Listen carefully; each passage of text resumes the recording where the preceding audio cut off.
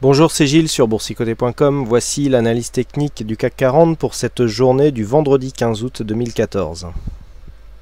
Aujourd'hui donc pour ce jour férié, une séance finalement très volatile, puisqu'après une ouverture en hausse, le CAC 40 a clôturé en nette baisse, alors après avoir culminé à 4256 points, le CAC 40 clôture finalement à 4174,36, perdant donc 0,74% sur cette séance et qui donc valide une séance bel et bien baissière, alors telle qu'elle était donnée sur les statistiques.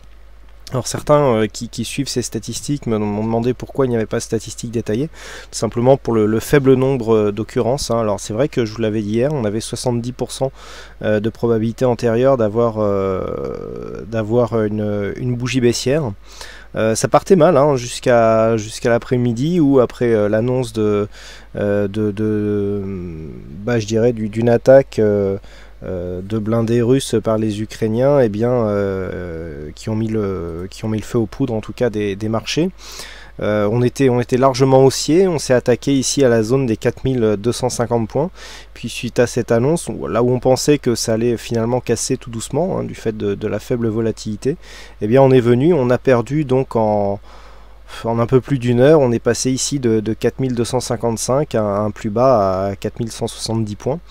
Voilà, donc une belle baisse, finalement donc une séance assez volatile, alors comme nous l'attestent les indicateurs. Donc on était ici sur un biais, on reste sur un biais plutôt neutre sur le RSI, toujours un petit signal haussier sur le stochastique, confirmé par le MACD, avec une petite hausse des volumes. Alors ça c'est un petit peu la surprise par rapport à la bougie que nous avons, des volumes qui ressortent tout juste dans la moyenne, mais qui s'expliquent aussi par le fait que c'est aujourd'hui un jour férié, même si les marchés étaient ouverts. Alors malgré tout, si on replace un petit peu la séance dans une perspective je dirais jour de semaine, effectivement les volumes auraient pu être un peu plus étoffés. Mais malgré tout, ce que nous pouvons remarquer, c'est que l'évolution des volumes reste donc dans la continuité, à savoir une hausse des volumes sur les séances baissières et une baisse des volumes sur les séances de rebond technique, ce qui nous indique que nous sommes toujours dans un fond de tendance qui reste baissier. Idem pour la volatilité donc qui monte. Alors donc on le voit, des éléments qui nous indiquent que la tendance baissière n'est pas terminée. Et de plus, nous avons d'autres éléments qui viennent se rajouter à cela. Si on regarde ici cette ombre haute, elle vient ici tester la moyenne mobile 20 exponentielle qui était légèrement plus haute lorsque ça s'est fait en temps réel. Et puis finalement, on recasse. En faisant abstraction de la géopolitique, la géopolitique, il y en a tout le temps, techniquement c'est assez intéressant puisque on matérialise vraiment la poursuite du mouvement baissier. L'attaque ici sur cette phase de baisse qui vient ici provoquer une phase d'exagération, je vous l'avais signalé. On imprime un début de rebond technique. Depuis le début, je vous dis, on a deux zones, 4220, 4250. 4220 a été approché et donc dès hier soir, on l'a cassé aujourd'hui. On s'approche des 4250, on commence à casser doucement et au moment où l'on teste cette zone de résistance, où on a la moyenne mobile 20 exponentielle, on rechute. Techniquement, c'est vraiment le signal d'une continuité de la tendance baissière, avec ici donc attaque bol inférieur, retour sur moyenne mobile exponentielle, et ensuite on redescend un petit peu comme ce qui avait été le cas ici sur cette phase, avec une attaque toujours néanmoins un peu plus dynamique sur cette moyenne mobile. Mais c'est ce que l'on avait eu aussi sur cette phase, et idem sur la toute première. Donc là on est vraiment dans la continuité. Maintenant que le retournement paraît être acté, vu qu'on a quand même un avalement baissier de cette bougie par rapport à la précédente. Alors hier je vous indiquais que l'avalement haussier n'était pas valide du fait qu'on n'avait pas une bougie rouge et qu'on n'était pas dans un biais baissier, en tout cas pour ce qui était de la tendance très court terme. Ici sur ces 4 bougies on est haussier, mais que c'était quand même un symbole, un signe de force malgré le manque de volume, je dirais, qui enlevait un petit peu de dynamique à tout ça. Là on a un avalement baissier qui s'inscrit dans une hausse des volumes et donc qui peut être interprété comme un signal de retournement. Donc c'est comme ça que personnellement je le vois. Retour ici d'un risque baissier, d'autant plus que si on s'appuie, je dirais, sur les news donc, qui concernent le conflit en Ukraine, il y a peu de chances que les choses en restent là, et donc l'agitation ce week-end paraît inéluctable. Donc sur cette séance, on peut acter le fait que eh bien, nous sommes à la fin du rebond technique, donc on est venu s'approcher ici du retracement à 50%, on a testé la moyenne mobile 20 exponentielle et donc on est venu ici, on a annulé toute la hausse qui avait été constatée entre hier et aujourd'hui, donc pour ce qui concerne le début de la séance, et donc on vient s'inscrire ici sur un retour baissier, en tout cas du point de vue court terme. Alors vu que nous sommes vendredi, je vous propose maintenant une vue hebdomadaire des marchés. Voilà, donc là, nous avons donc le CAC 40 qui confirme sa phase de baisse. Alors malgré tout, nous avions une bougie fortement baissière la semaine dernière. Si on considère la bougie que nous avons aujourd'hui, il y a deux éléments. Déjà, rupture de point de vue de la loi de Dow, de la dynamique baissière directe, puisque nous avons des points hauts et points bas plus hauts que la semaine précédente.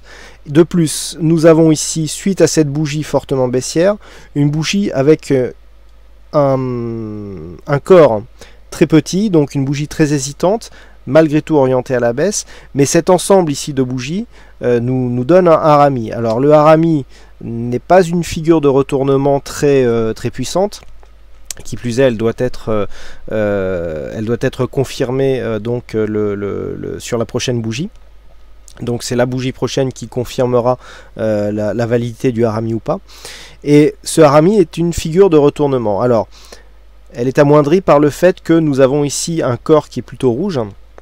Le harami aurait été plus fort si le corps ici, si le niveau de clôture avait été supérieur au niveau d'ouverture. Mais voilà, le harami existe, donc ce n'est pas une figure très puissante, comme je vous l'ai indiqué. Malgré tout, il faut faire attention. Les points d'invalidation, déjà première chose, on invalidera le harami si on vient casser, donc si on considère que c'est une figure de retournement donc à la hausse, la figure sera invalidée sur une rupture du point bas de ce harami, à savoir le point bas de la semaine dernière qui se situe à 4109 points. Ça tombe bien, c'est le point d'invalidation du rebond qui pourrait se transformer en retournement. Si on vient casser ici cette zone de point bas, d'un point de vue daily, j'y reviendrai tout à l'heure, eh bien il y a aussi invalidation de la poursuite du rebond, et donc qui empêchera de transformer ce rebond en retournement de tendance. Donc sur une rupture ici baissière de cette zone des 4109, eh bien on invalidera le harami. Et pour valider le harami, donc il faudrait que la bougie qui va intervenir la semaine prochaine soit de la même, quasiment la même constitution que celle que nous avions la semaine dernière, mais d'une couleur inverse. Donc il faudrait une bougie verte, avec si possible un grand corps, et une dynamique qui correspond à celle que nous avions la semaine dernière. Donc on pourrait valider effectivement ce harami. Un bon signe serait de passer sur le point haut de ce harami. Et le point haut de ce harami, il a été fait aujourd'hui, c'est la zone des 4256. Et on retrouve sur ce graphe hebdomadaire des points de validation ou d'invalidation de cette tendance baissière qui sont les mêmes. Donc à savoir donc la cassure du point bas d'hier pour invalider le rebond technique et donc valider une continuité baissière. Et je vous rappelle les débuts d'invalidation de la poursuite du mouvement baissier qui intervenait au-dessus des 4250-52. On est ici à 4256, donc autant dire que ce sont quasiment les mêmes niveaux. Donc la semaine prochaine, les points qui seront à surveiller seront quasiment les mêmes que ceux de cette semaine, à savoir 4109 à la baisse, où nous aurions en cas de cassure baissière, de multiples signaux qui nous promettraient une poursuite et donc une recrudescence de la dynamique baissière en direction d'une part des 4080 puis 4058 points. Et d'autre part, donc en cas de rupture haussière, la possibilité d'avoir cette phase ici qui se transforme en rebond technique et donc en direction des 4310 points. Donc voilà ce que nous dit la vue hebdo, et nous allons maintenant synthétiser tout ça avec la vue journalière. Donc on retrouve les mêmes points que je vous ai indiqués sur la vue hebdo, à savoir les 4109 points ici et les 4257. 4257, je retiendrai toujours cette zone des 4250 points. Là, nous avons eu une tentative de franchissement. On était en jour férié, il n'y avait pas beaucoup de volatilité. Honnêtement, je m'attendais à ce que le CAC 40, une fois cette zone atteinte, oscille autour. Maintenant que cette zone a été testée et que la géopolitique a fait le reste, on va garder cette zone en mémoire, puisque nous savons maintenant que c'est la zone par 2 fois qu'il faudra casser à la hausse pour continuer donc à marquer un rebond technique. Sauf que suite à ce premier contact, la moyenne mobile 20, elle va continuer à descendre. Si on revient sur cette zone des 4250, on sera largement au-delà de cette moyenne mobile 20 exponentielle. Et donc sur un retour ici sur cette zone dans les 2 ou 3 prochaines séances, il y aurait beaucoup plus de probabilité de venir marquer un rebond qui pourrait venir tester. Alors vous voyez, on retrouve ici la zone des 4309 et qui plus est, nous avons donc pour les prochains jours les limites de cette résistance baissière oblique qui oscille quasiment, enfin non, elle n'oscille pas puisqu'elle est droite, qui se situe quasiment dans les mêmes points. Donc nous avons les points à surveiller donc pour lundi. Un éventuel retour, si par exemple les tensions géopolitiques se calment durant le week-end, ce qui semblerait étonnant. En cas de rupture ici haussière des 4252,57, possibilité de continuer donc sur l'élan primaire de ce rebond technique. On n'a pas tout à fait invalidé la poursuite du rebond. Vous voyez que le plus bas d'hier n'a pas été cassé et que du point de vue de la loi de dos, on a un point haut et un point bas supérieur au précédent. Donc on n'est pas encore sur une grosse phase de retournement malgré l'avalement. Donc première zone ici intermédiaire 4166 points et puis donc pour demain les zones intermédiaires 4146 et 4109 et surtout 4109 donc dans les prochains jours comme nous l'avons vu sur la vue hebdo, en cas de cassure baissière, un signal de poursuite donc du mouvement baissier avec une séance qui serait donc attaque de la bolle inférieure, retour moyenne mobile 20 exponentielle et donc cassure du dernier plus bas. Tout le monde connaît ce setup par cœur, pour ceux en tout cas qui suivent mes analyses depuis maintenant longtemps. C'est donc un signal de poursuite baissière. Par contre, si on revient ici sur cette zone, comme je vous l'indiquais, là il y aura des signes vraiment d'affaiblissement de cette dynamique baissière qui apparaîtrait et puis qui serait validée. Donc sur un retour ici, la zone ça sera 4300-4310 points. Alors pourquoi cette zone? Donc comme je vous l'ai indiqué, donc on aurait une rupture dynamique de cette moyenne mobile 20 exponentielle. On aurait donc un retour sur une moyenne, sur un ancien support majeur qui pourrait se transformer en résistance. Le test sera intéressant. Et puis regardez, il y a le retracement à 61,8%, puisque nous savons que sur une dynamique, le fait que l'on casse ici les 61,8%, nous donne une probabilité accrue de revenir sur un retracement total, à savoir donc un objectif à 4415 points. Donc c'est vraiment cette zone, dans le cas d'une rupture haussière de cette zone ici des 4250-55 points, qui fera figure d'objectif et surtout de test quant à la poursuite éventuelle du mouvement baissier qui reste pour l'instant en tout cas la tendance de fond. Voilà donc ce que l'on peut dire sur cette analyse technique du CAC 40. Donc aujourd'hui encore il y avait un fixing et c'est encore Péchou qui gagne sur cette session, donc bravo à toi Péchou.